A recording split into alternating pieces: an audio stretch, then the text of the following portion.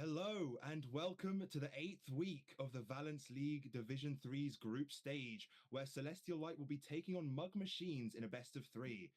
I'm 3 and here with me is Joseph. How are you doing? Say my name, and I appear. I am doing very, very well, 3-0. This is going to be a pretty damn interesting match, considering that both of these teams are not going to be at full strength at this point in time. Yeah, We do absolutely. know, Both of these teams, they've got substitutes, Mugg Machines with an emergency sub. And that means that they're going to be missing 3 bans for the entirety of the series. But Celestial, they also have subs in their bot lane. Skarna and Beth are going to be replacing Warbase and Towie in the bot lane of Celestial Light. yes, very much so. And generally speaking, as long as Mug Machines do use that emergency sub, they will be losing this bans. But if they do find a way to bring their player back, then they will regain their bans. So it's really down to if this is going to be an issue throughout the whole series, or if it's simply going to be an issue for maybe the first one game, possibly 2 games. Very true. We actually don't know for how long or what position the sub is going to be replacing, but we do know that it is Saurad who's going to be coming in for Mug Machines. And like Joseph said, for every game that they are in, the first 3 bans will be lost by Mug Machines, which against the team as strong as Celestial Light is going to be a very big detriment to them. And well, it's going to be interesting to see how they get around that at least. Yeah, very much so. Although there is always that situation where when you are facing a brand new bot lane, one which you most likely haven't thought about facing, is that going to be a positive? Is it going to be a negative? Because these two players that are coming in may not be as good as the original bot lane, but without actually understanding where they could be in terms of the actual power, it's very hard to tell. Yeah, if that synergy isn't there, then that is very much a point that you can abuse and continually put pressure on. So I think a lot of it's going to come down to less about just the level of the players in the bot lane, but whether they can synergize with the rest of the team. You know, how the communication is going to be with everyone else on the team, how much they can communicate with their jungler, for example. I know jungler and support are a very strong when they're on the same page, but when you have a substitute support for the first time, it might be a little bit jarring to play with. So, well, that's going to be something that we're definitely going to be keeping an eye on throughout the series, as it will be a brand new support for Celestial Light. Yes, very much so. But again, coming back onto Mag Machines, losing those 3 bands at the start, that will essentially throw all of the plans that they had away when it comes to the idea of the bands that they were wanting in the first place. It does mean that in this fearless draft, that the 3 characters that you do not want to face, you now have a massive chance in facing, especially when you see the actual champions that some of these celestial players do have. When you see Dr. Wilson in this mid lane with how much of a how high of a win rate he has on this Nevia, on this Oriana, they are very, very scary champions to come up against in the right hands. Yeah, these are exactly the type of champions that you will see people just immediately banning out. I do not want to face against this guy's Anivia. Um, like incredibly good in solo queue, incredibly good in like if he ever gets to play it. But oftentimes you see that you're not going to be able to play it as it's going to be banned away. Mug machines do not have that liberty in today's series unless they find a way, Hmm. like you mentioned, to bring back their initial player and get rid of that emergency substitute. Now, I do not know if our producer is does have a tab for the actual group stage itself. But if not, yeah, at this point in time, Celestial Lights are currently joint first at this point, being joint first with Madmen. Madmen having won 7 games, lost the one. Celestials currently on 7 wins and no losses. So if Celestial win here, they will be locked. Well, not necessarily locked first place, but they will have a top spot with no contention moving into the final round. Whereas if Mug Machines are able to get this win, there is a very high chance that they can actually jump straight up from fifth into third, and they would be the first team out of any division to have beaten a celestial team, even if the celestial team is not at its strongest. It is still a win over what are most likely going to be one of the favorites going into the playoffs.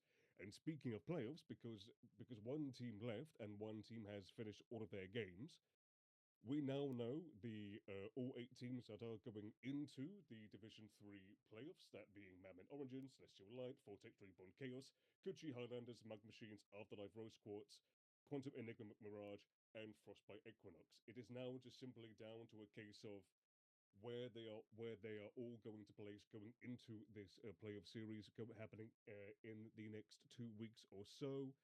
I will say that because it is, with what I'm looking at, single elimination. Once you do make it into that playoffs, every single game counts.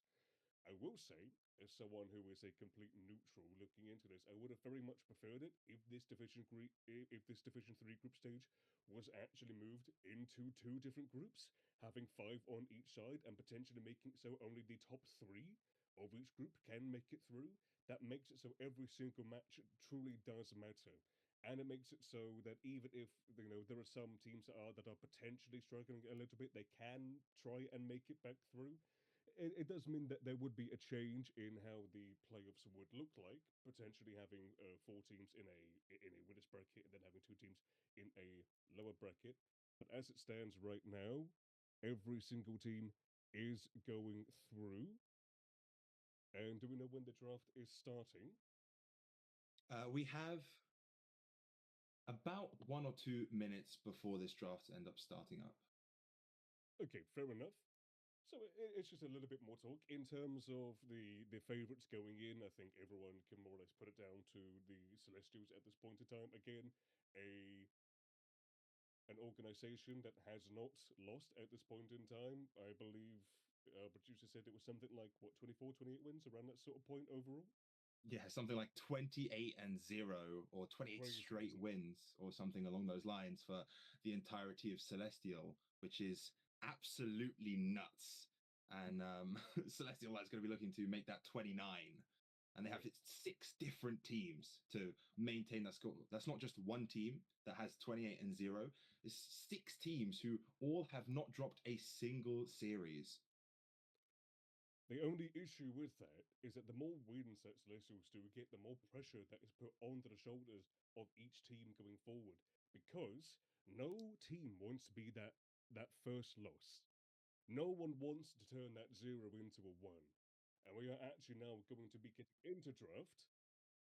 And again, just so everyone can be reminded, Mug Machines do not have any bans at this point in time. And we do see the Rumble being banned first for Celestials against Mug Machine. I was saying earlier how Windman Go Boom, the top laner for Mug Machines, does play this champion quite a bit with Manko Boom, with what I have seen in terms of his OP.GG. Does like to play a lot of oppressive top laners who really just want to get into your face and slowly chunk down your HP bar. Yeah, absolutely. And as you can see, Mug Machines unable to ban anything. We do know that it will be Threat on the side of Mug Machines, who is being subbed out for this series. So replacing Threat is Saurad, which probably means that the substitute is going to be in the jungle, as that is usually where Threat would be going towards. So that might skew the bans and picks from Celestials in that direction. Mug Machines, obviously unable to ban away any jungle champions or anything of that sort just until the second phase. But it will be a Threat who we don't have here in this game.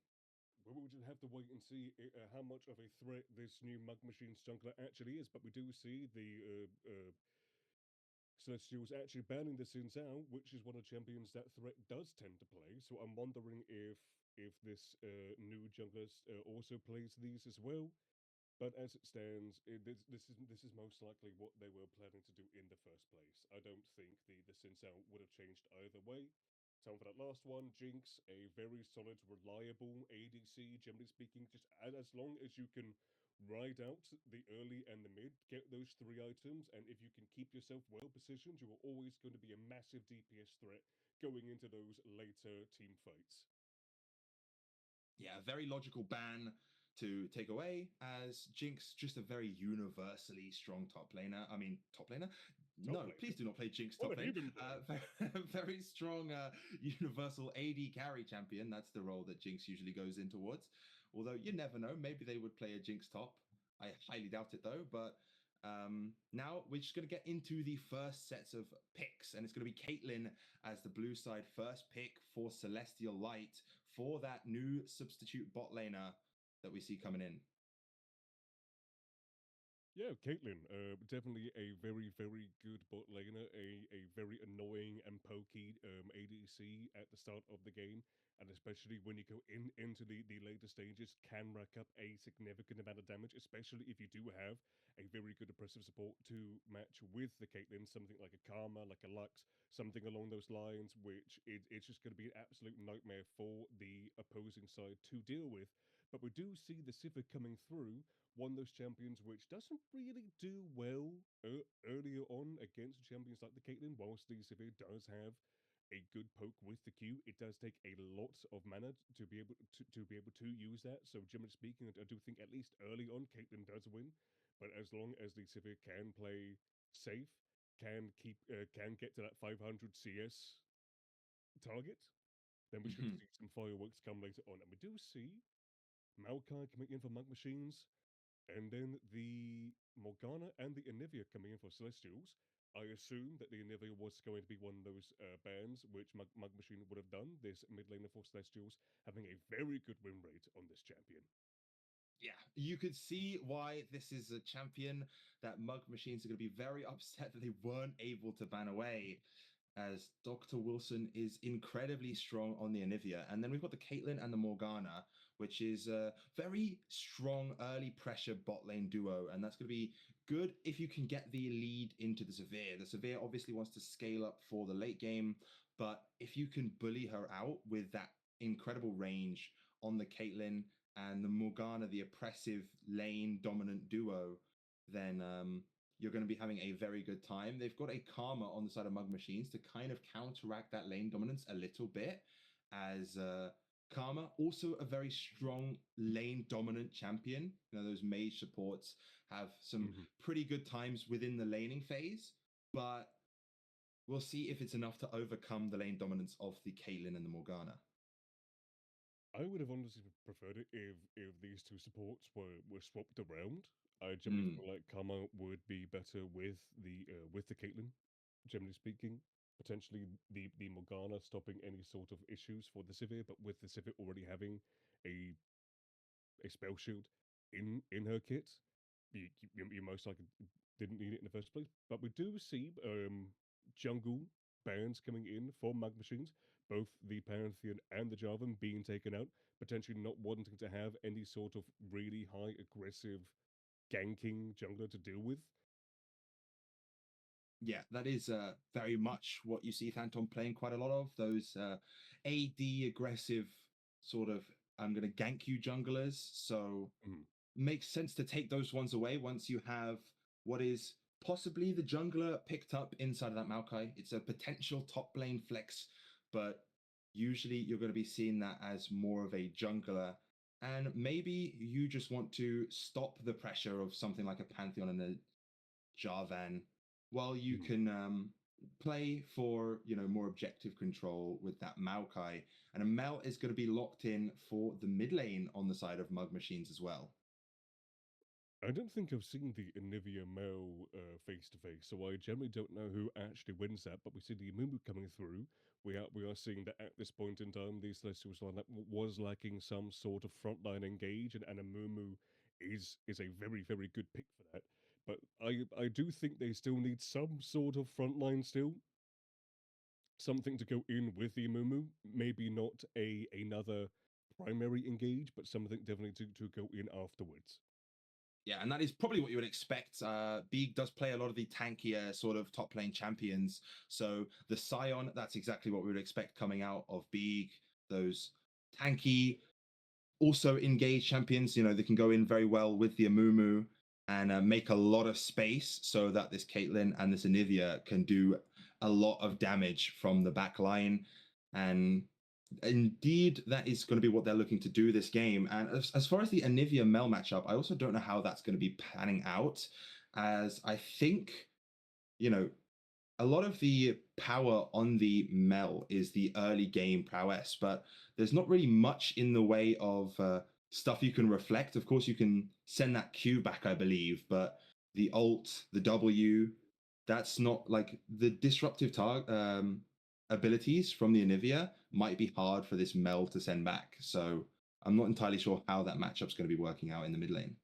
I believe the icicle you can send back, but because that is a projectile as well, isn't it? So that is like one of the higher damage dealing spells that Yes, Nivea does have.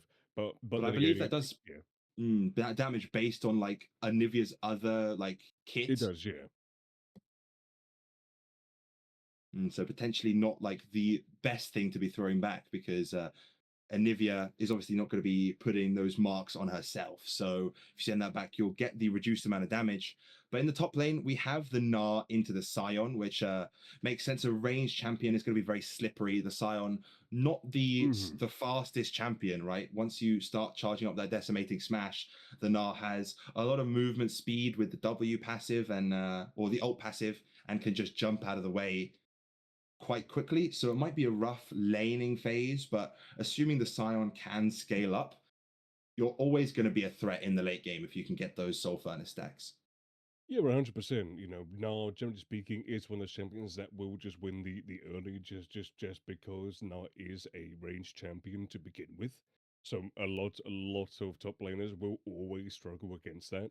But yeah, as you said, I will say when it comes to the draft of Mug Machine, whilst you do have some good like frontline members in the Maokai and the Na, when I think of outright tanks, those two are not the ones that I think of. Whilst Maokai does tend to go a tanky build, he does normally sort of skew into some DOT items as well.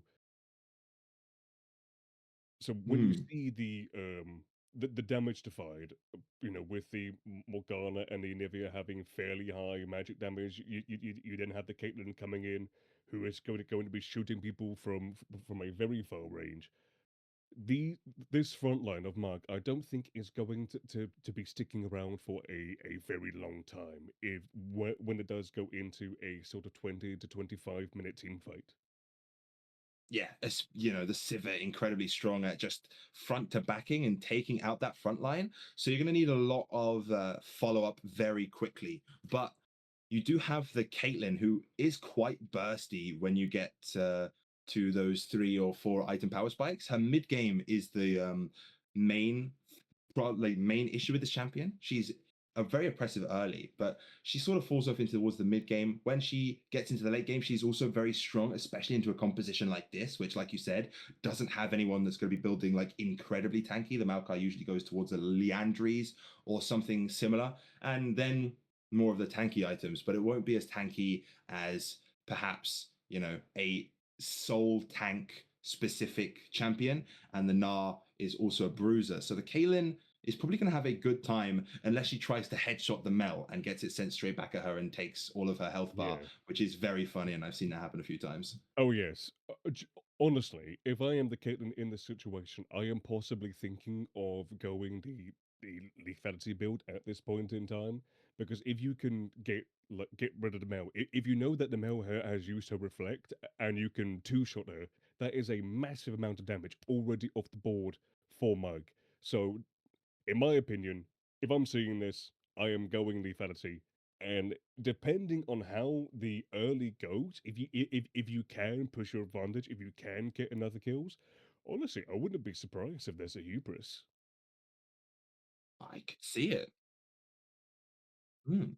Yeah, hubris does make actually a good bit of sense here, because there's really not much in the way of the front line that you have to cut through. The hubris, if you get ahead early, if you're strong early, and if you are dominating that 2v2 in the bot lane, and you can get stacks on it, you can absolutely be a menace in the late game. And once you find one of those kills in the team fights, you get that extra bonus AD, and you can just eat through the team fights. Whereas if you're more behind, you'll probably see the more standard build with probably still towards the lethality with the collector and infinity edge or whatever have you. I doubt we'd be able to like see the high DPS attack speed Caitlyn with the like Yun Tao or something like that, as that's more suited to when you're playing versus a lot of tanky champions. So probably lethality is still going to be what's coming out of this Caitlyn, but the hubris, like you mentioned, could be coming out if they are dominating in the bot lane. Very much so. We can also confirm that it is amphetamine that is the one that is going to be in the jungle, and I believe that this emergency Saurad, the sub, Saurad, yeah. He's going into ADC, was it? I believe it was. Yeah, that is right. And so it's going to be Saurad on the Saurad on the severe, and it will be that Maokai in the jungle for L9 amphetamine.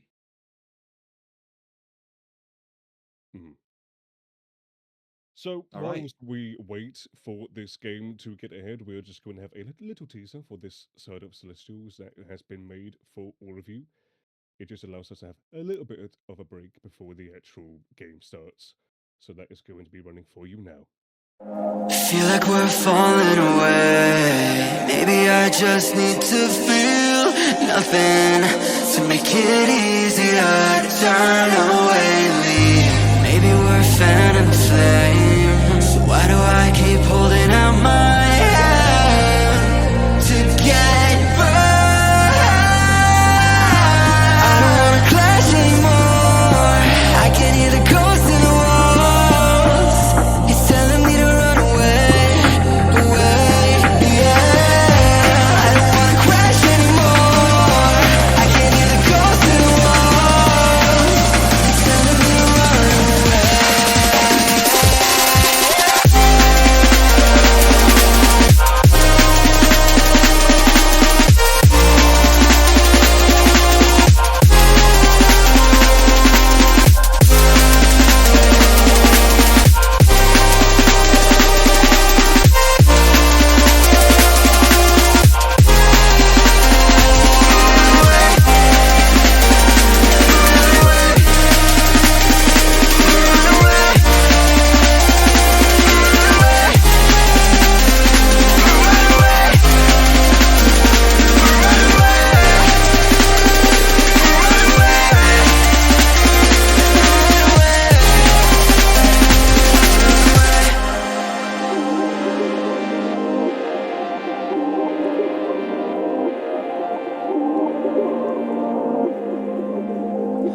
Breaking apart, seeing the end. We have nothing to say. Maybe it's hard to understand that there's nothing left to fight for, and there's nothing left to say. I don't wanna crash anymore. I can hear the ghosts in the walls. It's telling me to run away, yeah. I don't wanna crash anymore. I can hear the ghosts in the walls. It's telling me to run away.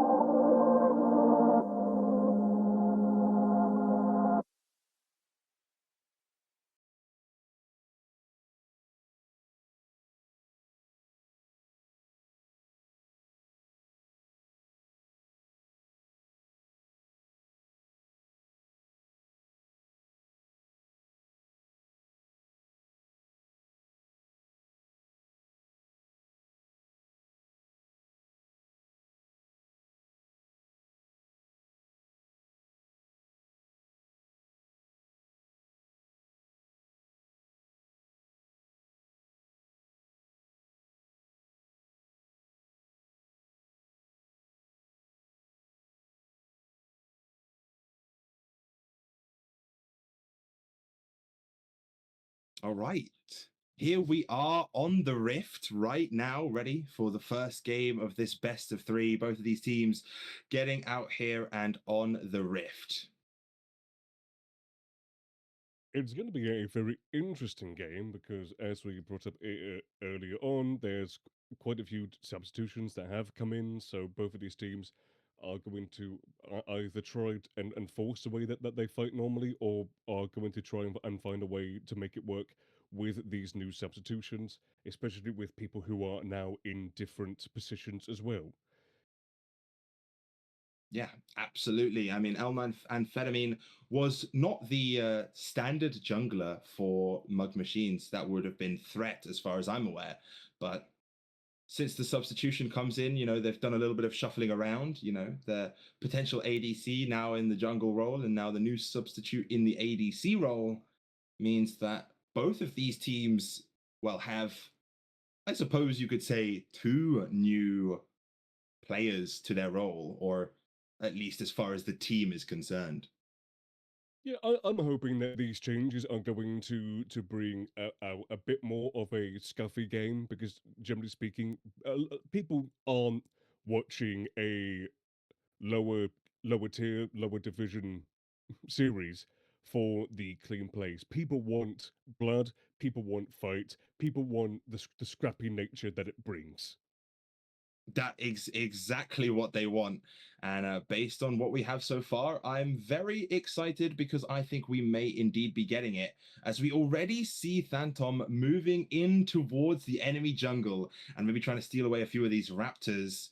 It won't be spotted out on vision, which is a very key thing to note. So if L9 Amphetamine pass up there, expecting those chickens to be there, they're probably going to end up being quite disappointed. And quite discombobulated as well, because when this is a potential, like, I wouldn't say new role that you're playing, but a new role in this 5v5 tournament, it is going to put you off. And it's also just a very clear statement on the side of Phantom saying, hey, this is the check that I'm giving you. How are you going to respond to this? Yeah, exactly. And as you can see, L9 Amphetamine has spotted out, oh no, my chickens are gone. But Phantom is already getting out of there. Spotted out L9 Amphetamine on the buff or on the ward. And now Amphetamine's going to try and look for a top gank to at least recoup some of the potential losses here, as it seems like it's maybe going quite well. B dropping already very low, tries to use the Soul Furnace for the shield. Windman go boom, going to space that one away quite nicely to not go down to the explosion. But Phantom is on the way up. Big quite low, but Phantom lands the bandage toss and gets in range to save their top laner. Windman go boom hops in forwards, but now there's a zombie Scion that's going to be able to capitalize and take you down. A very, very good delaying from Big being able to do this. That was actually probably one of the better situations you could have gotten from that. And Oh, whoa. and also very good from Phantom as well, just showing that confidence and flashing away. Whilst it does mean that this Amumu no longer has to flash, he is able to get out with his life. Yeah. And well, that's going to be pretty good for the side of Celestial Light because well, they get a 2-for-1, and also the top laner doesn't even fall behind because they managed to pick up the kill in that zombie form. So all in all, Celestial Light are going to be very happy with the way that one shook out, and now Phantom going to be able to clear away their bot side camps, as pretty much every camp except for this blue buff is still up, and L9 Amphetamine is going to have a little bit of a problem here and has to try and recoup some of these resources around the map, like that scuttle crab. Yeah, when you lose out on some of your own jungle and you try and get this gank done, when it goes as bad as it did, where even though your top laner does get that first blood, oh, so everything is changing for me.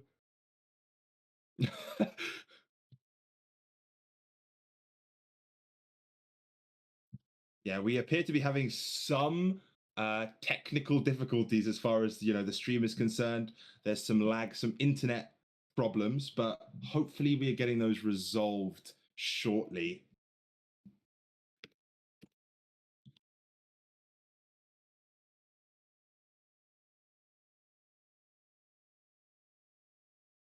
All right. Mm. All right, we should be ready to go in 3, 2, 1. Okay, we are hopefully back, and hopefully the internet problems should be a curse no longer. 3-0, can I just get the scoreboard up and stuff? Of course, yeah. Let me just. It's a little bit scuffed, but there we go. Yeah, that's better. Before we actually did the cut, we did see how oppressive this mail actually is into the Anivia. The Anivia not really having a very good time as it stands, potentially even going down Yeah, the into the passive will be passive of the procced. resurrection. But I believe the stacks of the overload do stay on the passive, which does mean you can get a bit more damage down when the Mel goes into that egg, but it will still force the flash out of Dr. Mugg as a fight's happening in the bot lane, but Phantom's coming around. The light binding will connect onto Saint, who tries to trade it back, but will not be able to, but the rebuttal finds the trade kill in the mid lane as some scraps are going on everywhere on the map. Mid lane finds a kill for Dr. Mugg, but bot lane, it will be Celestial Light who managed to find that one there. Saurat hitting over to level 5, and Beth has no mana left. The flash, but Skarner's going to be the one who goes down. Beth manages to make it out with that flash, and Phantom is once again here in the bot lane to stop Saurat from getting any more out of this play here in the bot lane, and Beth will just about be able to live. We are already seeing some of that miscommunication happening down in this bot side of Celestials. Skarner wanting to go back, being lower health. Beth wanting to go in, try and put some more pressure on. But because Beth had used all of her abilities, all that means is that this Sivir is able to get some free hits. And Beth actually walking down to where the Caitlyn is, meaning that the Sivir Q managing to hit them both and actually getting the kill onto the Caitlyn. The little bit of momentum that this bot side of Celestials got with the gank from Phantom is now just gone. Yeah, and that's not very good when you're playing this Caitlyn lane. You want to be getting ahead early, and we can see that there is a slight CS lead for the side of Mugg Machines in the bot lane here, and also Saurad managing to pick up that kill is very good, but Dr. Wilson has first move from the mid lane, and they might be looking to make a play here inside of the jungle of Mugg Machines as Dr. Wilson's moving over, trying to maybe poke out Amphetamine a little bit as this Drake has spawned up, but Dr. Mugg is able to also push out that mid wave, so no play is just going to happen just yet. Phantom, though, still being a little pest and taking away even more of these camps from Amphetamine, will be able to get the red buff and is now level 6 as Amphetamine tries to fight him away from those camps. But it will be Windman Go Boom who makes the first move. But the curse of the sad mummy, Amphetamine is going to go down first. Dr. Mugg and Windman Go Boom here now to tell Phantom, or at least find a 1-for-1 trade. But now it's a 2v2 as Dr. Wilson is also here. The Anivia wall is going to zone away Dr. Mugg from being able to get to safety, but Windman Go Boom goes mega. A wallop is there, and a double Gnar will find both Beeg and the mid laner. Will they be able to find the kill? Golden Eclipse comes down, but Beeg will be able to trade it, flashing over the wall, but Windman Go Boom has a flash of his own and will be able to take down Beeg in the end. What started off as a really good invade from Phantom actually becomes something which is a detriment to the team.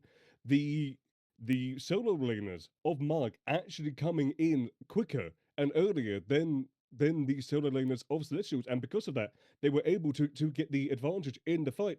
And I don't know what Wilson was Phantom is doing. back. There is a fight. Yeah, Windman Go Boom has already used that jump to try and get away. Decimating smash, but they don't see him and walk straight into it. Windman Go Boom goes mega, but it's not going to be enough to find the kill as one of the grubs will at least go over to Celestial as the Morgana ult has to be flashed away from by Saint. Saurad dropping incredibly low, gets a shield. Skarner walking up, has to flash away as there's a lot of damage coming through. Ace in the hole, perfectly blocked. The heal will be burnt though from Saint as they walk into a trap in that bush, but maybe it's just a bit of a bait as Saint will find the Q and down goes Skarner in the end. a 2v2 fight in the bot lane that could have gone either way. It does go the way of Mug Machines.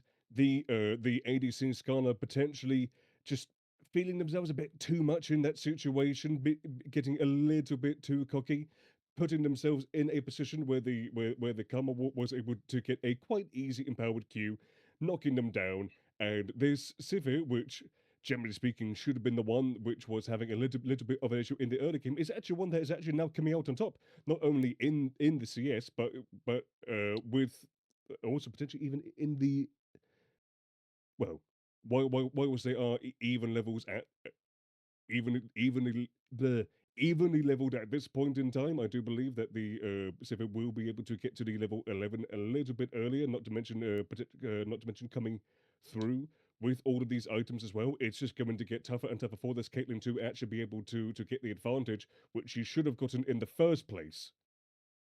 Yeah, absolutely. Because Caitlyn, this is kind of the point where you are less able to push your advantage, as you are strong in that early game, but towards that mid game, once you've got one or two items, you're going to be less powerful and your lane is going to be a lot less oppressive. And when you can farm those waves from afar, when you have enough AD on the Severe to be able to just nuke those waves and go away, as we see an unstoppable onslaught in the top lane, and down goes Windman, go boom, just like that. Incredibly swift kill, as Saurad now has to pop the on the hunt, but Beth has the cosmic binding and will be able to find Saurad stunned a little bit. In comes Stantom with a bandage toss, and Saint has to try and run away, but is rooted up. Saurad goes down, and maybe they can even turn this one into a dive onto Saint. Beeg now just running away. He's 3 levels up on Elnan Amphetamine. Skarner putting the damage down. The Piltover Peacemaker finds the kill, and that's both of the members of the bot lane dead. And we were just talking about maybe not being able to push this advantage. Well, advantage has been successfully pushed by the bot lane of Celestial Light. But when do you have a situation where it's a 4v2, then of course you are going to be the team that actually does have that advantage, especially when you have such good CC coming in from the Imumu, that ultimate, the double Qs as well.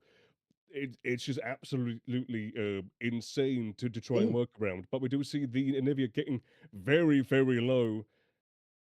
The Mel just needing one more hit to be able to get that execute down. And I will say that if they had just gotten that one kill and that was it, that would have been like potentially not worth it with this Mel getting a plate down as well, but being able to get the dragon, the Caitlyn getting a kill as well, getting a plate at the same time.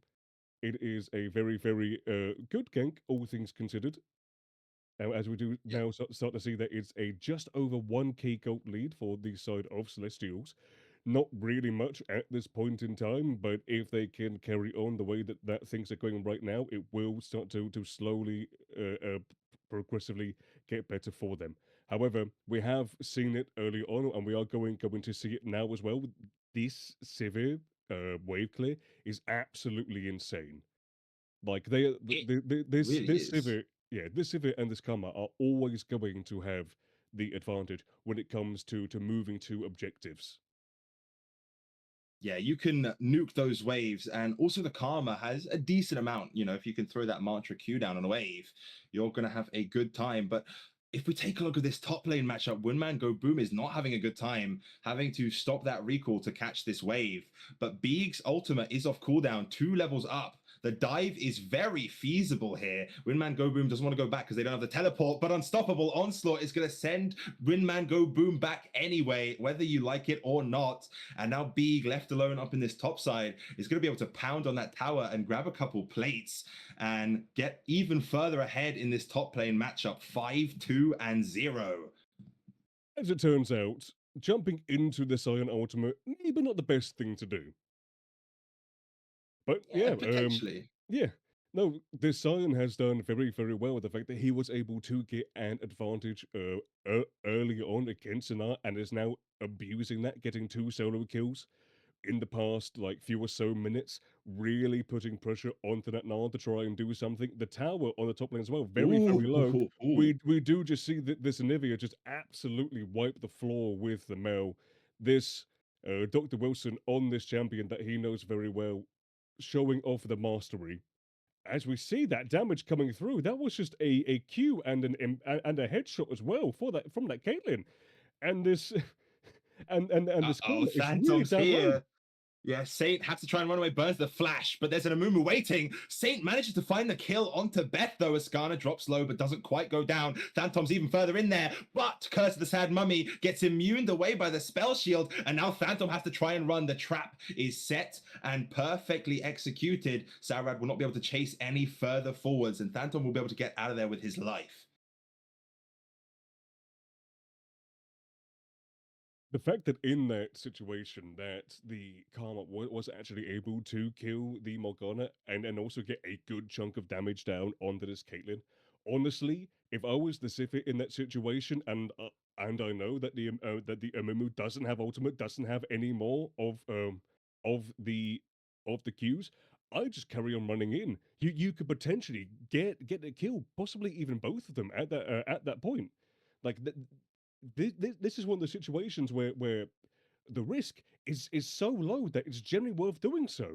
And we see the Oh Olivia one my coming god, in. maybe disrespecting the Anivia as L9 Amphetamine crashes into a wall, but Beth gets stacked up and overloaded and will go down. So it will be Celestial who lose their member off of the back of that play, Yeah, as it looked pretty bad initially, but they managed to bring it back. Beth is having some issues when it comes to the positioning of her champion. We have seen that due to the misposition, it has either gotten herself killed or one of her teammates killed. It's definitely one of those things which, when you look back on this game, is room to improve on. But as it stands right now, you just have to keep yourself composed, have to try and keep yourself in this game, and hopefully, try to not let it tilt you too much. And also, that's a very interesting interaction that we just saw happening there. And I believe that might actually mean that it is quite good because the Q, while it is a projectile, the detonation of the Q is not. It's an area effect. So if you detonate that Q before it gets in range of the rebuttal to be sent back, you can still find the stun before Mel has a chance to reflect it and send it back. So if you play that well as the Anivia, you actually have the upper hand when it comes to throwing out that Q.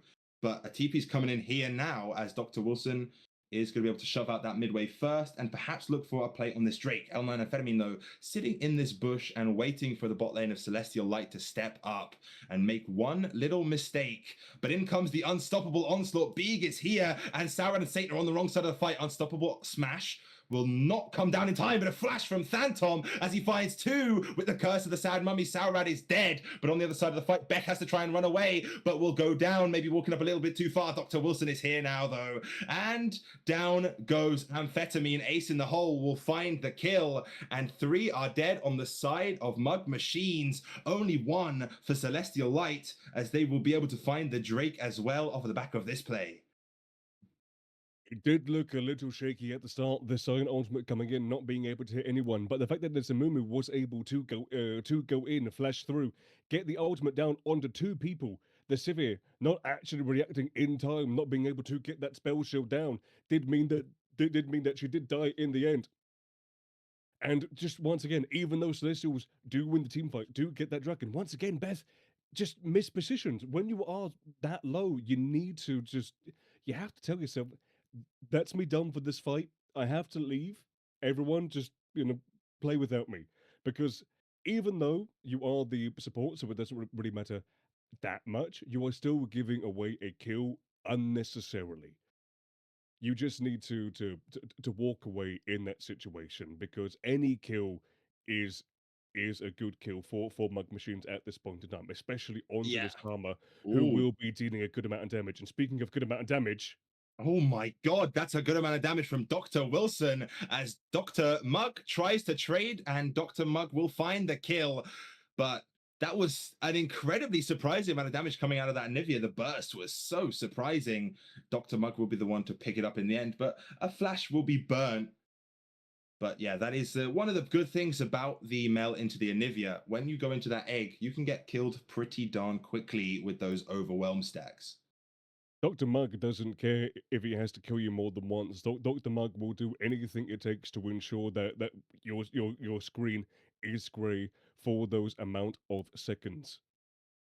Yeah, not a very doctory, not a very doctory thing to do there, right? Both of these doctors just killing each other over and over again, which you wouldn't expect from a doctor as Stanton tries to steal away a chicken, but it will be smited away, I believe, by L9 Amphetamine. Bramble Smash will get Phantom away as Saint is coming in, but it's a little bit too late to find any kills here.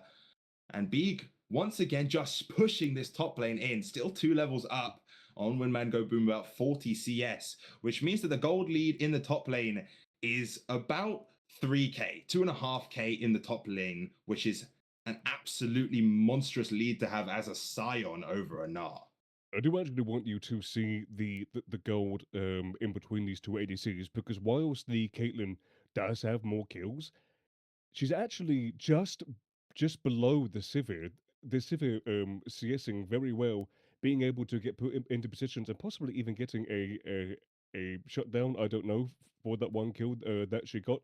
Either way, the Sivir actually in the lead in terms of gold, even though well, I say in the lead, even at this point in time.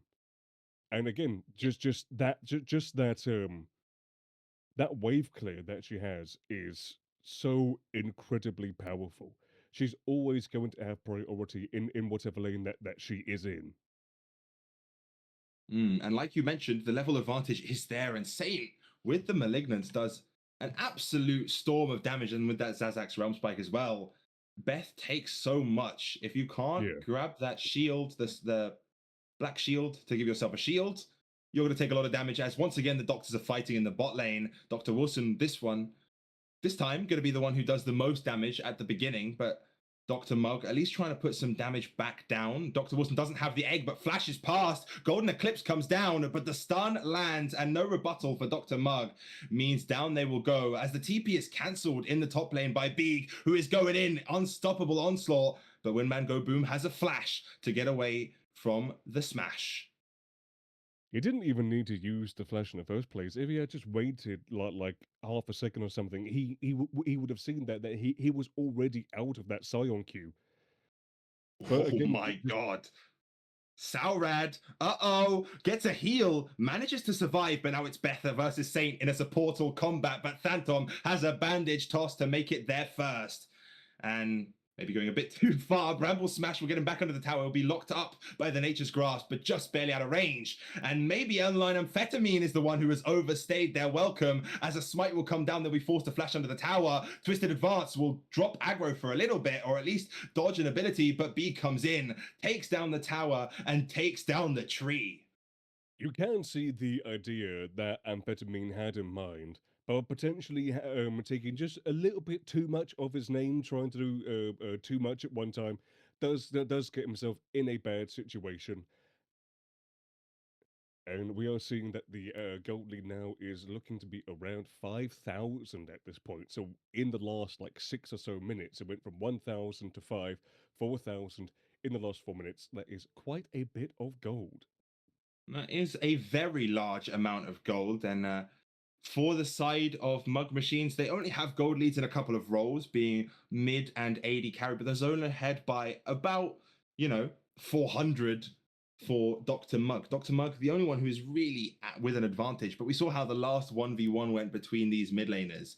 And Nivea, probably the one with the better scaling of the two, as Beeg rooted up, but I don't think Beeg minds very much, as they are incredibly tanky on the Scion. And Dr. Wilson is now here to assist in his top laner, but the stun will land from Dr. Mugg, who tries to get a kill. Golden Eclipse doesn't do quite enough damage, but the passive will, as B goes in and finds the trade kill, and the egg will respawn, which means in the end, it's only going to be a 1-for-0. Beeg looking to go even further. Sauron has to flash out of the decimating smash, but Windman Go Boom, you already used theirs in the last fight, and now L9 Amphetamine is in the middle of the fight, and their ADC has left them out to drown. Phantom is here, bandage toss lands, ace in the hole isn't even necessary, and that's 3 dead for Mug Machines. Celestial Light are going to start this Atachan up now. That was a very, very good fight on the side of Celestials. We were talking about the downsides of this Anivia passive, and we just saw the positives of it right then and there. The fact that this Anivia is able to withstand so much pressure, being able to put down all of that damage, using her ultimate, using those stuns. It just puts everyone in this position where the Sion can just walk in, do an incredible amount of damage whilst the Anivia comes back from her passive. It puts their team into a really good position. The Adacon falling, this turret no longer alive, and we are seeing Yeah, that this Windman Go Gnar Boom has gone is boom. Windman is Windman go die. Yeah, pretty much. That tower is not yours for very long, as it will just get absolutely eviscerated. And now you're in the middle of no man's land, but maybe the same could be said for Skarner, as a beautiful trap will stop L9 Amphetamine from going any further. And Skarner and Beth will, in fact, be able to make their way out of this mid lane. In the last 2-3 minutes, Celestials have managed to nearly double their gold advantage. We were looking at just under 5,000, and we are now looking at just under 10,000 at this point in time. Actually, no, 9,000 around here. Still, absolutely insane. Celestials are the team that are currently the ones in this driver's seat. It is their game to win at this point in time. And for the side of Mugman, you really need to try and find a way to get back into this game. You really need to try and stop putting so much pressure onto the team when you are just by yourself, because when you don't really have that much vision around you, you never know who was there. And just like you saw, like just after that team fight when the Nard died again, we do see Celestials going for the Baron. Yeah, The fact and that I don't think there's any way yeah, for them to be stopped. yeah. The fact that the Gnar goes in after the turret is destroyed just Oh. goes to show you, oh, poor Yeah, amphetamine. you're just dead. Yeah, but that's what I'm talking about. You need to try and stop doing those to stop Eh, doing that, because you're just putting your team further behind. It's now 11,000 gold with the Baron. There's two people dead. oh, This inhibitor turret most likely going to be going down. You see that the Scion is still full HP. he's not taking a single bit of damage, and Phantom finds even more as a Golden Eclipse does a crazy amount of damage. Beth will end up dying, but I think Dr. Mugg might pay with his life. Phantom has got quite a few of those overload stacks, and Beak trying to chase onto Dr. Mugg and slows himself. So Dr. Mugg will end up being able to live, but doesn't land the solar snare. Ace in the hole coming through. Amphetame's just about in range to tank that one up.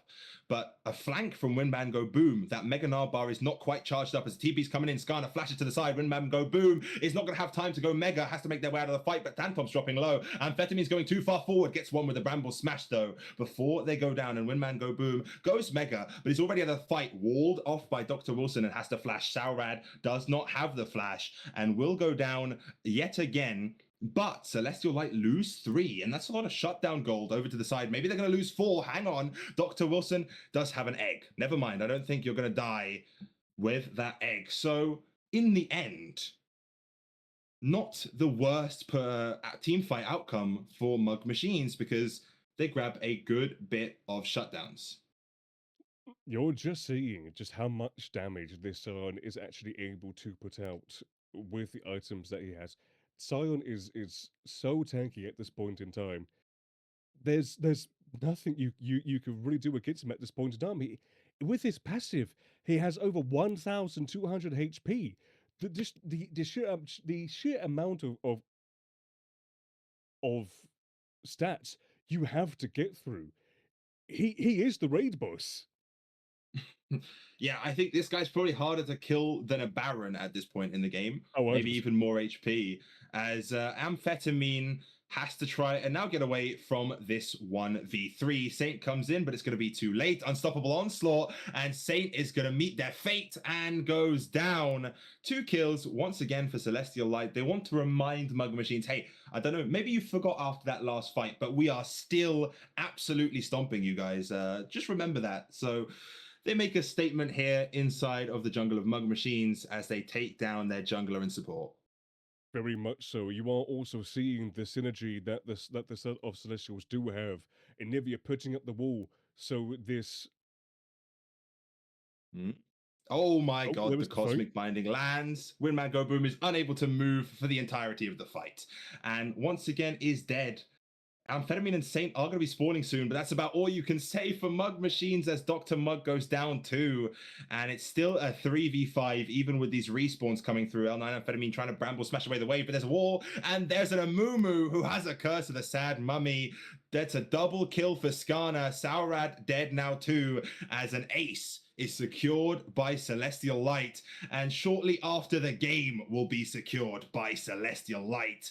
They will go 1-up in this series, and Mug Machines are going to have a difficult time bringing this one back. Well played to Celestial Light. Yeah, whilst it did start off a little bit shaky, once Celestials were able to get their boots on the ground, there was really nothing that Mug Machine were able to do. As I was saying, the synergy between these champions is absolutely insane. Anivia putting up walls so no one on the side of Mugman can escape when that Scion is charging directly into your face. And you saw just right there, the Scion took about possibly 5 tower shots, and that damage was just able to get through his shield. just the shield. That's it. Nothing else. This Scion, after like 22 or so minutes, it just felt like he was unkillable. I think we only saw him get past half HP, and then that was it. Yeah, that was an absolutely atrocious Scion. That guy refused to die. And, well, I mean, I guess you could say he didn't make use of his passive, but Well, we I mean, have. that is Scion in a nutshell, isn't it? Scion refuses to die. Yeah. Um, but we are going to be going to a short break as both of these teams get ready for the second game of the series, and Mug Machines are going to hope that they are able to even up the score 1-1. But we will see you right after the break.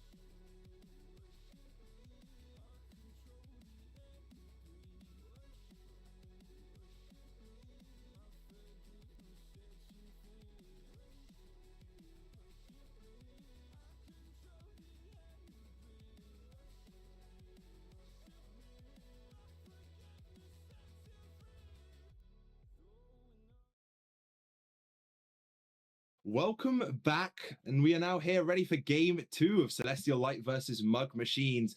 Game 1 ended in a pretty substantial victory for the side of Celestial Light, and now Mugg Machines are going to have to try and bring this one back in game 2, unless they want to lose the series in a swift 2-0 fashion. We are almost ready to get into the draft for the second game.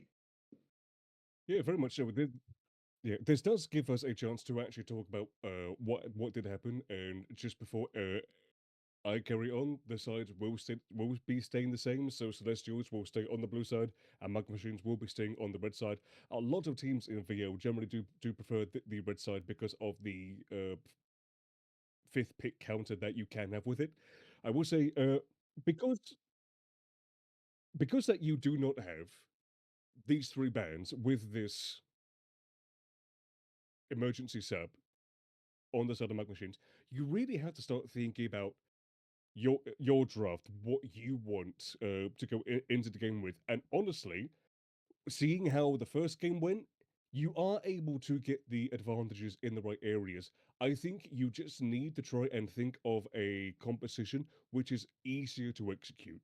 Because with how things went in the first game, once they got around 2 to 3,000 gold behind, there was really no way for them to come back. If you have a composition which is based more around just simple team fighting, keeping the ADC safe, which is what we saw.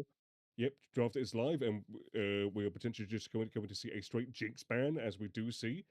But anyway, as I was saying, because we do have to wait anyway, if you can keep it simple for the side of Mug, try to protect the ADC, which, as we saw, can get ahead and can get ahead by quite a bit as well. If you could just put your focus onto that bot side, then that is where I think you are going to be able to find an advantage, because you just have to base it off you have to base it off what you saw, what you felt in that game. And if you can try to find a way to keep top lane stable, if if the mid lane can go how it did, where the mug doctor, because there's two doctors in the bloody mid lane, if if Mug's doctor can keep things stable, if Mug's top laner can play safe, and then that bottom side can just naturally get ahead as they did in game one, I believe that's their win condition, and that's what they should be playing for. Yeah, I think you raise a good point. I think Sarah did a very good job at, during those early levels, actually not falling behind to Mm. that bot lane of Celestial Light. But I think a lot of it fell apart on the top side of the map. Phantom had some Yeah. very good invades and starved out Amphetamine quite a bit from some of those jungle Yes. camps. And Beeg just did an absolutely phenomenal job on the Scion Windman Go Boom. Really just couldn't play that lane whatsoever. The mid matchup was slightly favored towards Dr. Mugg as opposed to Dr. Wilson. But in the end, the Nivea was Too still many doctors. incredibly powerful. Too many doctors. So Now, many doctors. now all we need is a Dr. Mundo. True. We could see a Dr. Mundo coming out of Yeah. one of these top laners, or maybe even a jungler of Dr. Mundo could come out in this game. I will say, speaking of top laners, you do see the fact that the side of Celestials actually have banned two top laners in the Udyr and the Jax. Those are two top laners that Windman Go Boom can play. They decided to not ban the Rumble this time, so there's a fairly big chance that Windman Go Boom will be picking the Rumble. Although this Trundle might be the top lane, it could be it could be jungle as well. And especially even with this Tristana as well. Tristana can be mid, can be ADC. There is a decent amount of flex already coming in, but no, it's the Senna. Interesting. The Senna paired up with that Trundle to buy a lot of space for the Senna. You can, I suppose, stand in front of the Senna. Also, the Udyr ban, you know what Udyr counters? It's Dr. Mundo. So maybe we will see the Doctor coming out in this game. But we see another very strong pick for Dr. Wilson being hovered in this Oriana, the second most played, second highest win rate champion in the solo queue after the Anivia. So that's going to just be locked in right away.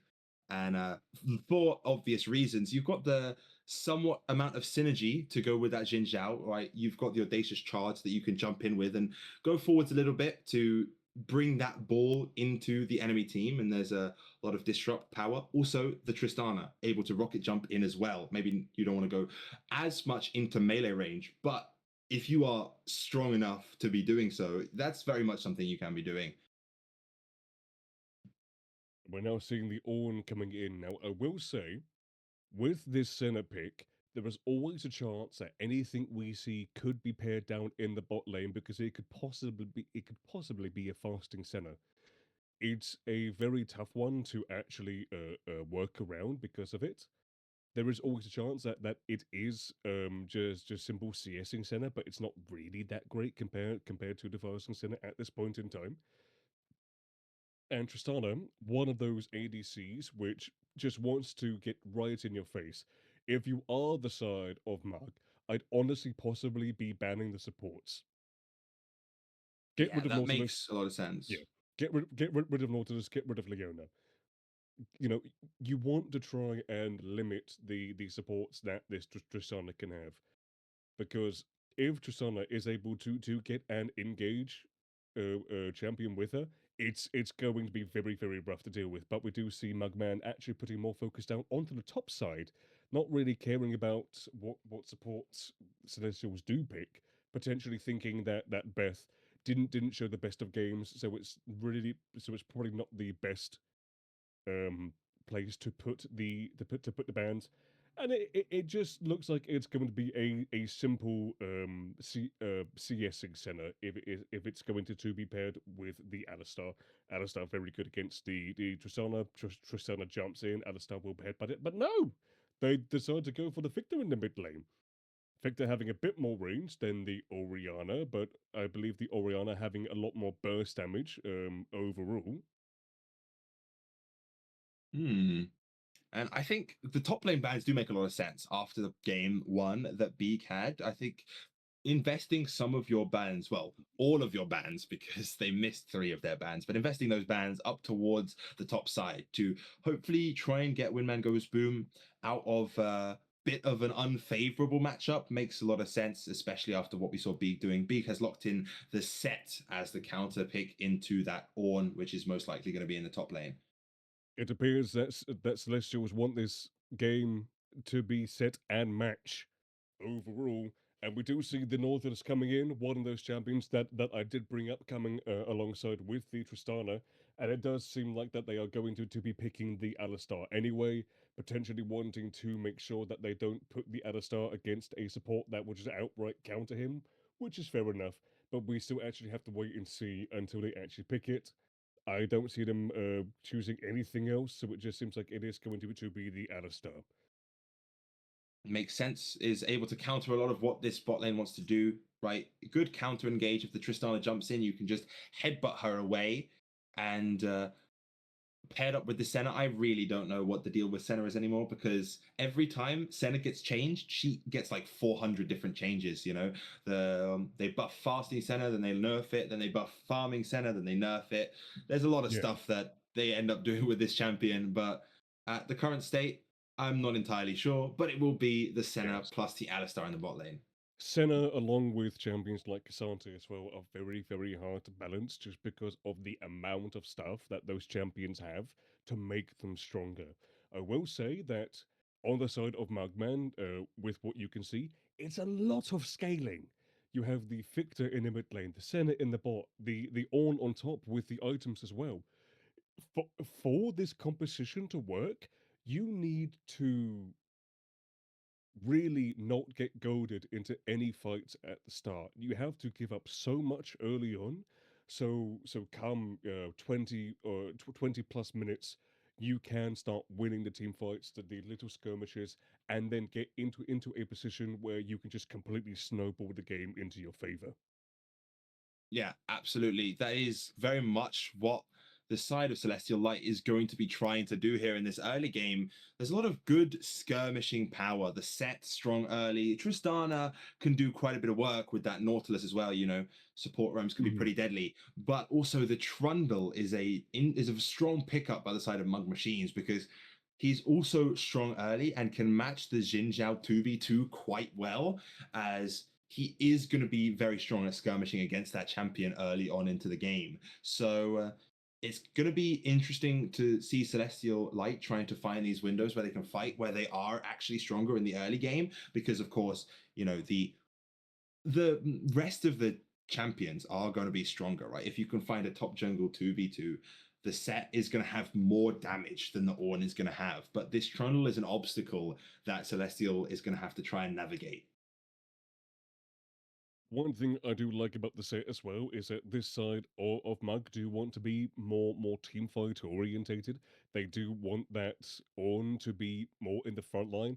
And with set, you could just be like, okay, giant goat man, meet your teammates. Yeah, that is exactly what you can do. And if you time the Bellows Breath properly, you can just send the set in by himself, but he still does the damage based on your health. Yes. So, and then you're in a perfect position to be face breakered into your team. So Set is a strong champion here. Like, no matter what, that Ornn standing as the front line is gonna not have a good time when he's slammed into the rest of his team. So if that center can't get enough of those stacks to sit at an appropriate range, it's going to be difficult for Celestial Light to counteract that with their own for Mugg Machines to counteract that with their own composition. But if Celestial Light allow them to scale freely, and if Mugg Machines can navigate the early game well enough so that they don't fall too far behind, that is when they can come alive in the late game with the Victor, once he's got all of those augments, with the Senna, once she's got the stacks, and once the Ornn has got all those ornaments. Mugg Machines are going to be looking pretty inside of this game. Yes, it is down to Celestials to try and force Mugg into a position they do not want to be in. And when you do have the aggression you see on the bot side, the oppression onto the top lane, like Set it is one of those champions which other melee top champions have a really hard time into him, just because of the amount of the amount of damage that he can bring. And even though the Trundle and the Xin Zhao are able to have good even 2v2s, I do think if the Xin Zhao and Trundle go into a 2v2 on the top side, let's say, it's still in the favor of Celestials, just because of the champions that are there. So again, it's going to be very interesting to see how Mugg play this early, and see how Celestials will try and push this early lead that they already have again anyway. Indeed. And as far as I'm aware, we have yet another swap. So it still is going to be Sauerad in the AD carry position.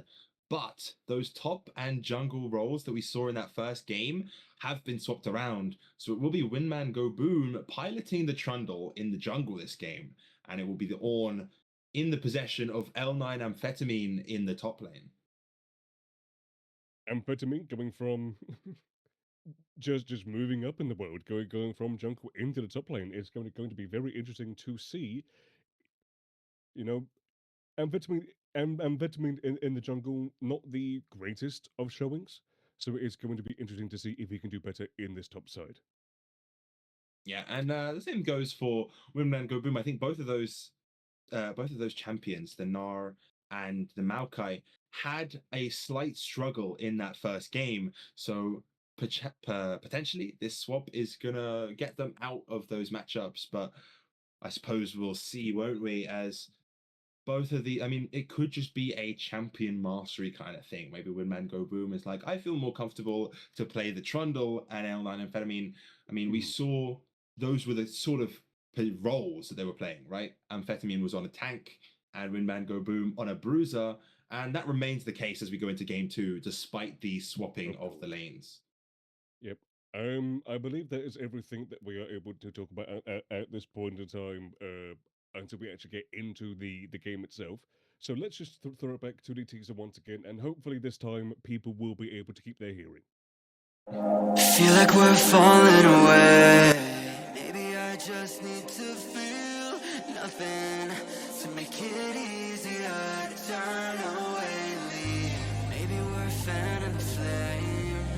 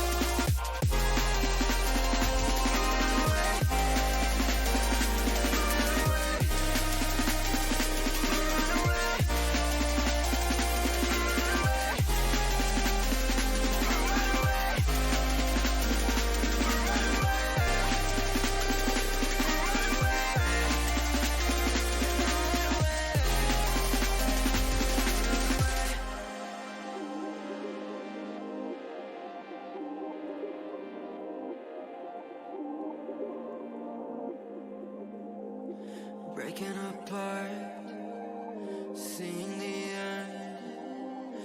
We have nothing to say.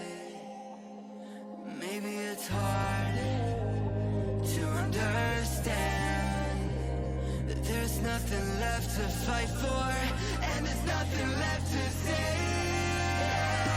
I don't wanna crash anymore. I can hear the ghosts in the walls. It's telling me to run away, yeah. I don't wanna crash anymore. I can hear the ghosts in the walls. It's telling me to run away.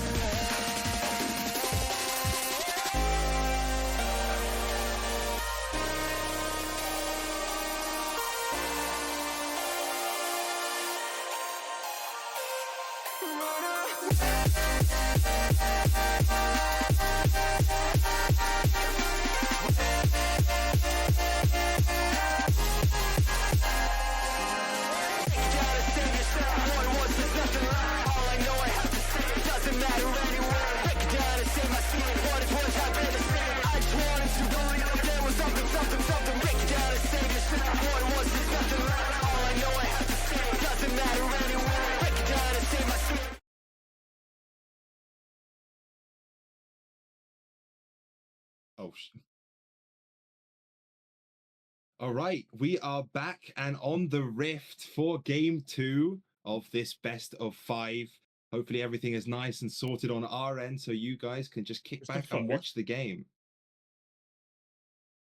I called it a best of 5, didn't I? It's a best of 3. It's a best of 3. Yes. Hey, I mean, You got me worried hopefully for we a get as much second there. enjoyment out of it as a best of 5. Nope, so I misspoke. It is a best of 3, not a best of 5. Whoopsie. But we are still in game 2. I said the correct thing there, at least. Yes, that is correct. And once again, we are seeing just a pretty damn simple 5-man look. No one is going in. Although I say that, Beth Ooh. is going to go in. Can she get the hook? No, it's just barely out of range. Funnily enough, we actually see the Senna just sitting by the tower, already having used one of the her trinket for that tri-brush.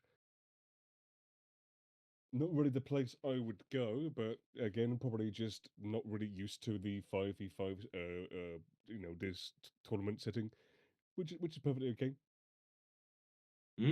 Beth crossing back over through the mid lane to go back down towards that bot lane, but Dr. Mugg will not be caught out by a dredge line just yet.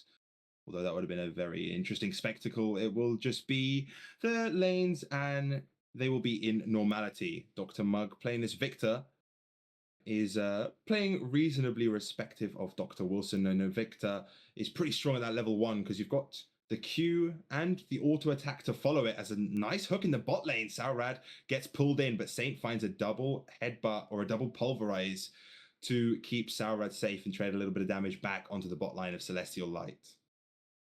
Yeah, just getting a little bit too overconfident with the positioning, but once again, we see Beth pushing up a little bit too far as well. You know, generally speaking, you wanted to try and get level 2 as quickly as possible. Well, and both of those mid laners getting very, very low. Yeah, but only one of them is getting ganked. When Man Go Boom is here, Dr. Wilson flashes forward, but the shield from Dr. Mugg keeps him alive.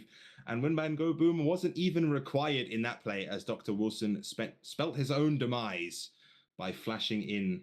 We'll be able to teleport back into the lane, though, as Phantom is in the area to hold this wave for his mid laner. It is going to be very interesting to see how Wingman Go Boom does on this Trundle. You know, we can all but hope that he actually glows on this champion. For those of you who know, you know. I see what you did there. Yes. As, oh my god, more fighting in the bot lane. Saint goes in, level 2 Alistar is where you get that double combo, the headbutt and the pulverize, but once again, not enough damage coming out onto Beth is going to be a little bit tankier than Skarner is, because playing the Nautilus means you have more health than when you're playing the Tristana. Windman Go Boom out here in the top lane looking for a gank, but the Facebreaker pulls in Amphetamine, flashes away, but Beeg flashes forward and finds the kill. Windman Go Boom will trade it back, but It is still a 1-for-1 up here in the top side, as Beth once again looking for a dredge line. Saint finds the headbutt pulverizing. The stun will come out of Saurad. Saint trying to trample on Skarner will be able to do so, but is ignited and has to burn the flash to get away. Skarner now rocket jumping forward, can't get the reset, and a little bit more damage comes out of Saurad, but a dive is potentially available here as Phantom is around the corner. Going to elect not to do so, as the Alistar will have that combo readily available and off It does make cooldown. yeah, it does make sense for Phantom to be counter jungling as he is, knowing that the Trundle is actually on the top side, getting the wave itself. It just allows Phantom to get a bit more of the experience, being able to get the second blue buff going into his red buff as well. And we do see on the bot side just a little bit of more of that miscommunication that is coming in on the side of the Celestial bot side. The the Nautilus hooking one person and then the Tristana actually Ooh. putting the bomb down on another one. But with how strong this Tristana and this Nautilus are, it's not really going to be a massive issue in the long run. But this Senna is still quite healthy, going to get some of those souls as it is, or in the skin that she is, some bullets. Some bullets was at High Noon Center, I believe. But Yes. yeah, the aftershock from both of these supports means they are very tanky, and no one is going to go ahead and die just yet. But the wave pushed in favor of Celestial Light means that they're going to be able to get a nice reset in. Hmm. And Saurad's then going to take a reset of their own. But Beth, we see moving up towards that mid lane, maybe looking to try and grab an early kill, but probably going to go back towards that bot lane with that mid lane being shoved up. And we see Beeg still taking advantage of this top lane matchup. This set is very, very strong into this poor little Ornn who has to give away a lot. But Beth is around the back, maybe looking for a play. I'm not sure what the play would be as a shockwave comes out of Dr. Wilson, and Dr. Mugg is not yet level 6. Oh my god, beautifully played there by Dr. Wilson, keeping those last couple minions alive, as maybe that would have given Dr. Mugg that level up, but Dr. Wilson will be the beneficiary of this play in the mid lane. Windman Go Boom, though, trying to turn it around, and no mana, no shockwave on Dr. Wilson. A pillar is there, but Phantom comes to the wall. 3 Talon Strike is not going to be able to knock up Windman Go Boom in time, but another wind becomes lightning. The Audacious Charge is very shortly coming off cooldown, and at least the flash will be burnt out of Windman Go Boom. Yeah, very much so. That was quite the delayed fight, all things considered. Wilson just getting more and more poked down onto this Victor until it was just enough for him to be able to get that kill. But Wilson staying just a little bit too long in the lane, getting himself killed, and Wimango Boom getting a very good flash to ensure that he survives as well. I will say that if you actually look on the map itself, there is a lot of vision on this. Mug Oh, there is Machines, a little they fight. may be making a bit of an overstep here, but Dr. Mugg and Windman Go Boom are here. Crescent Guard from Phantom as he tries to engage onto Dr. Mugg. Skarner is coming in and will find the kill, but Phantom is down. Skarner gets the reset on the rocket jump and jumps away, but Beth might have to be the sacrificial lamb as down she will go. And it's going to be a 2 for 2 in the end. Yeah, I think both parties will be happy with that, all things considered. This Tristana being able to pick up both of the kills that did go down, so she is going to be quite very much in the lead. A little bit of a knock up there on the top side. Just big meaty men slapping me. Perfectly normal. Ordinary Yeah, things, but the yes. one thing that Celestial Light has to, is very glad about is that both of their kills are on Skarner, as the gravity Mm. field will stun up Dr. Wilson, and Windman Go Boom is here, but so is Phantom, by the way. And Phantom is the one with level 6, goes in, the shockwave brings him just out of range, and the Ooh. Dawning Shadow does not dawn in time. Windman Go Boom goes boom yet again. Saint finds himself in the enemy jungle and will be pulled back by a dredge line, but it's just support combat. No one really cares about that. That is not big beefy men. That is like fish slapping each other on the face. Yeah, pretty much. Still very fun to watch. But that Oh, gank. Oh, yep. this time The there is a potentially big beefy man here, but the big beefy man will get headbutted away and leave the fish there to slap each other yet again. cow. Yeah, yeah. Yeah, no, it's It has been quite hectic at the start. 5 kills each side, and it hasn't even been 10 minutes at this point. We do see that the Tristana is actually pretty damn close to that first item, already having the two components for it, being 600 gold up at this point in time, and it's only nearly 9 minutes in. That is still Yeah. very respectable. Ooh, Saint once again caught out, but has got the ultimate ability if needed. Will just about hold on to it. And a nice play to at least not burn the ult, but that's the amount of damage you are looking at with this Tristana. That's a good bit of damage, and Saurad, not yet scaled up into this game, will not be able to put down as much damage as this little Yordle. And meanwhile, Drake will go over to Phantom. Yeah, the one good thing about the Tristana is that when she does get ahead, the amount of damage that she can do against these towers is ludicrous at how strong it is. Oh my goodness, Windman Go Boom is caught out, shockwaved, and the jungler does not have to be there to get you out of their jungle, as the top lane and the mid laner will definitely suffice.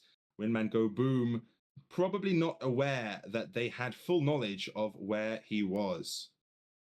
Windman got wrecked at that point in time. Uh, yeah, but once again, very, very slowly, it is starting to once again get onto this, the advantage is going onto the side of Celestials.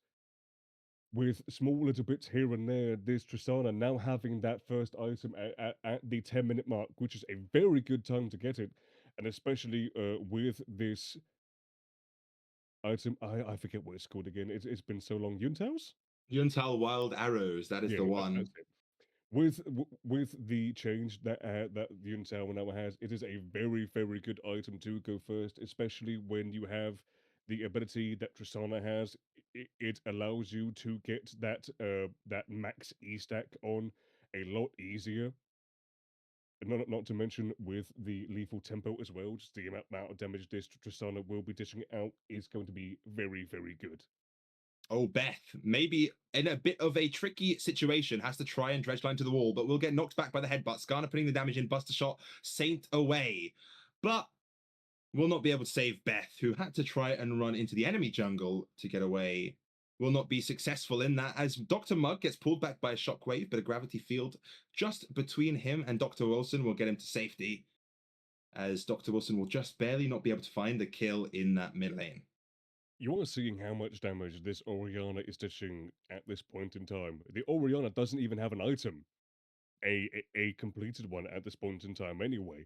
So when this Oriana actually does get 2 items, she is going to be popping people.